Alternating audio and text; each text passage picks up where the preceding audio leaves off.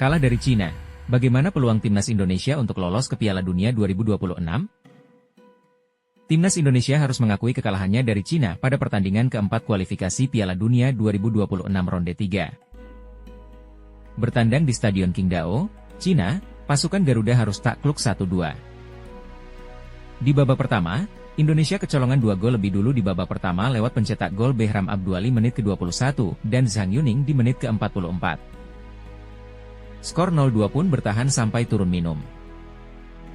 Masuk ke babak kedua, pasukan Garuda mengubah taktik.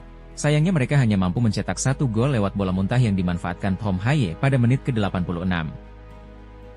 Sampai peluit terakhir, anak-anak Garuda gagal menyamakan kedudukan dan harus mengakui keunggulan Cina dengan skor 2-1. Kekalahan ini membuat skuad asuhan Shin Tae-yong gagal mendulang poin penuh sekaligus gagal menjalankan misi meraih kemenangan perdana. Secara klasemen, Indonesia masih berkutat di posisi 5 dengan koleksi 3 poin.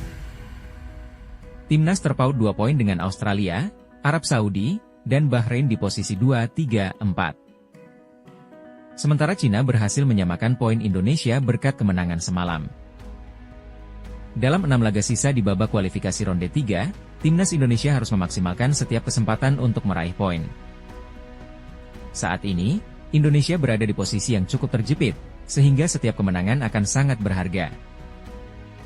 Jika Indonesia mampu memenangkan setidaknya 4 dari 6 pertandingan yang tersisa, peluang untuk lolos ke babak berikutnya akan semakin terbuka. Dengan asumsi bahwa setiap kemenangan memberikan 3 poin, maka Indonesia bisa menambah 12 poin ke dalam perolehan mereka saat ini.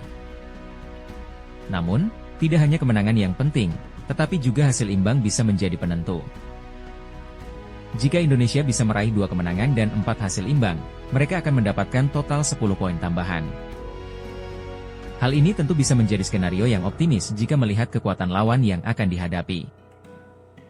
Setiap poin yang diraih dari hasil imbang bisa menjadi pembeda dalam persaingan ketat di grup ini.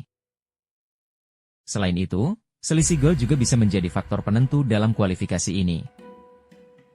Oleh karena itu, Indonesia harus berusaha untuk tidak hanya menang, tetapi juga mencetak gol sebanyak mungkin dalam setiap pertandingan. Pertahanan yang solid juga diperlukan untuk mencegah kebobolan yang bisa merugikan posisi di klasemen akhir. Dengan menjaga keseimbangan antara serangan dan pertahanan, Indonesia bisa meningkatkan peluang mereka untuk lolos. Terakhir, dukungan dari para penggemar dan atmosfer positif di dalam tim juga akan memainkan peran penting. Semangat dan motivasi yang tinggi bisa menjadi pendorong bagi para pemain untuk tampil maksimal di lapangan.